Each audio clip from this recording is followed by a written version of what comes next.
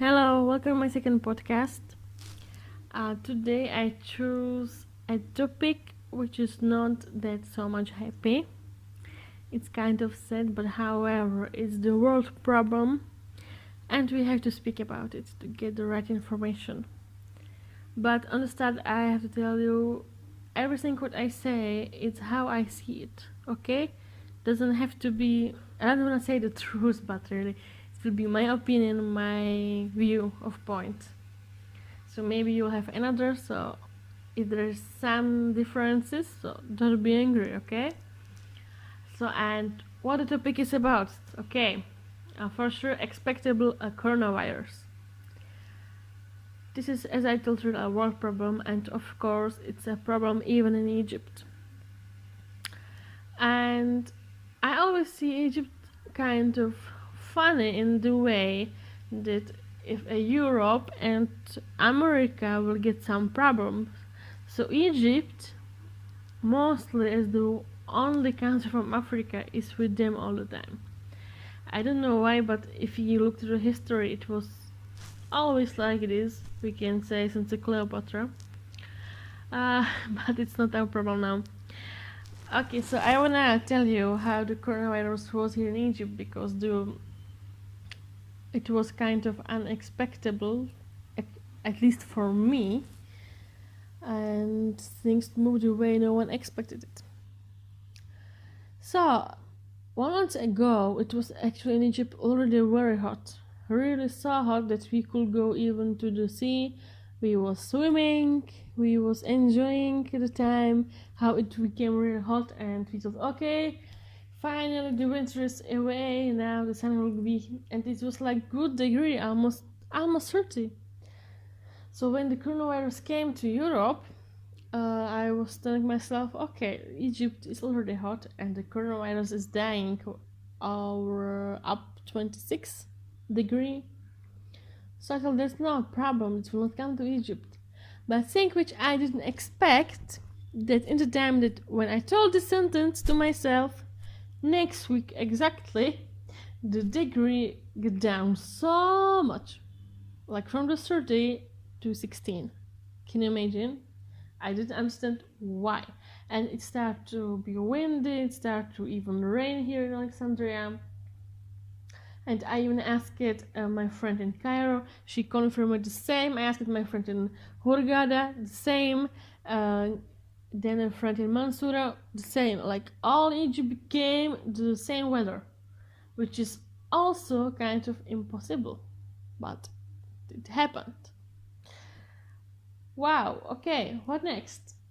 So of course, in this weather, beautiful weather, the coronavirus came. How? Well, we have two theories, okay? One say that they catch a man of China on airport, which had the coronavirus, which they catched, okay, they stopped them, they sent them back, but some before they didn't catch, and that's how they bring it to Egypt. But on the opposite way, the man, for example, from Europe, is saying that Egyptian bring it to Europe, so we had it in Egypt before. Really, it's like no one know. I personally guess this is something really like clearly from God for me, like a time of the nation have to wake up, not a nation, all the world. I mean the people, because of the kind of style of living, and so on. It's like time for waking up, all of us. But it's not our topic. we will go to another. Let's go back to our topic. Well, so Egypt. So we already know that we have some people who are ill from coronavirus, but we didn't know the number. Then one day I saw in the television that in Cairo they declared we have around 20,000 people sick of coronavirus. I personally didn't believe the number, how suddenly, but it can be possible because, come on, in Egypt we have 80 million people, so if it will be on 20,000, it's kind of really nothing. But of course, it's a big number. I don't say that now. So the people suddenly get scared, really, and they started to panic. But only in some places, okay? Like in the place where I live, it's kind of public place, and the people was okay now. And I remember I was going shopping, and I saw the people on the street. Everything was fine. I was joking about this even. And suddenly, the second day, I woke up and I go on the street, and I saw, even in the district where I live, really people get totally crazy. They really panic. Suddenly, all the shop was absolutely full. They started to buy the stuff as much as they could, and all of them wear the gloves and wear the cover on the mouth, which is very good. I don't say that no. It's like the first move good from Egyptian people. They are protecting each other. But the panic itself, it really scared me, I have to tell you. I didn't expect it, and I'm not the kind of person who would be scared from these stuff, but the panic itself, the fear of the people scared me more than the illness. And suddenly, the second day, I saw it on Facebook already. Egyptian people started to post, stay at home, stay at home. So, what happened? We really stayed at home. But for me, because I didn't expect something like this could happen, so I didn't even prepare on it, and there was no warning, or maybe because I'm foreign, I didn't see the warning, maybe. So I have no food in my home suddenly, almost, and come on, suddenly I listened that even the shops will be closed, and I was like, oh my god, what I will do? So thanks God, my family helped me. They brought me a food for another 14 days. So now we are staying home. I guess that you are not the only one. I'm sure that all the world is doing this right now. But even to stay at home, it's really... In Egypt, it's kind of... I guess more crazy than in Europe. I'll tell you why.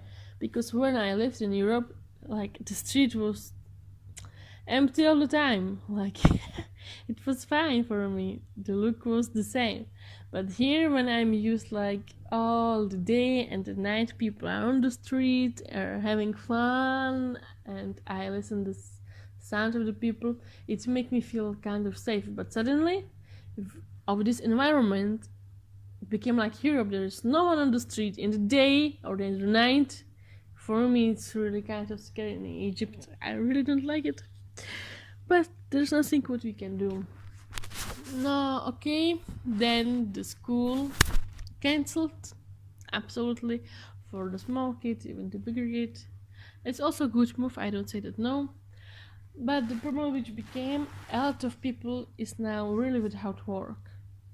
Because it's Egypt, not everyone is working in a big company which has some stability, okay? It's a lot of people, especially, I speak for example about teachers, private teachers mostly,